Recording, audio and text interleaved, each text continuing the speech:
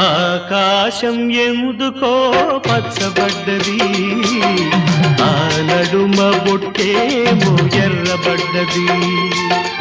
ఆకాశం ఎందుకో పచ్చబడ్డది, ఆ నడుమ బొట్టేమో ఎర్రబడ్డది.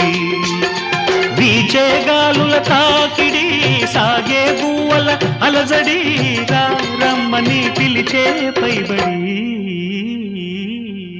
ఆకాశం